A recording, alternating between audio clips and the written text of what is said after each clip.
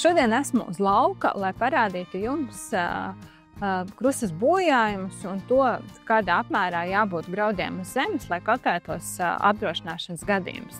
Kā jau sarunās ar lauksaimniekiem vēstām, ka apdrošināšanas gadījums iestājies, ja ir bojāti vismaz 8% no potenciālās ražas.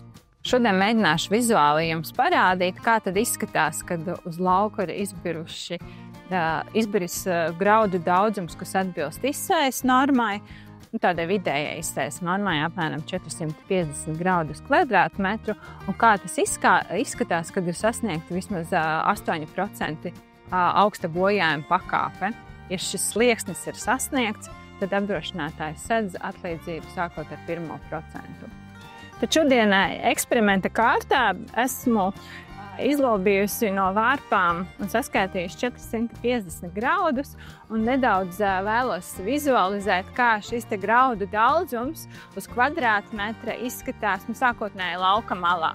Pēc tam mēs šos te graudus izbērsim jau uz atmērīta kvadrātmetra tieši uz lauka. Vairāk kaut kur mazāk, bet tieši tā izskatās aptuvenais ražas zudums, ja zemē ir nokritis tik graudu, kas atbilst izsējas normai.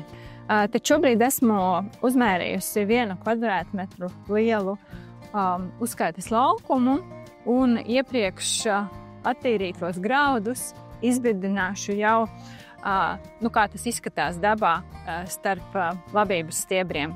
Un tālāk jau tīra matemātika.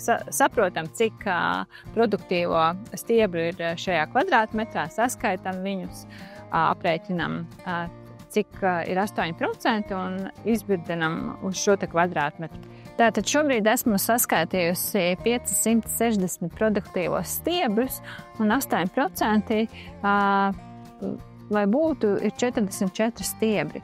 Tad, ko es tagad darīšu? Nogriežīšu vārpus 44 stiebriem un no viņām izbirdināšu graudus. Un tad izkaisīsim viņus pa zemi un skatīsimies, kā izskatās.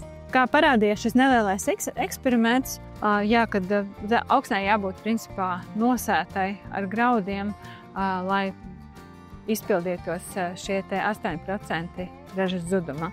Es ceru, ka šis uzskates materiāls jums palīdzēs izlemt, vai tajā brīdī, kad kombains stāv pie lauka un tālumā jau līdzīgi kā šobrīd velkās negaisa mākoņi, pieņemt lēmumu par to, vai pieteikt apdrošināšanas gadījumu, gaidīt uz ekspertiem, vai doties uz lauka un kult labību. Un jebkurā gadījumā, jautājumu neskaidrību gadījumā, aicinu sazināties ar savu apdrošināšanas speciālistu.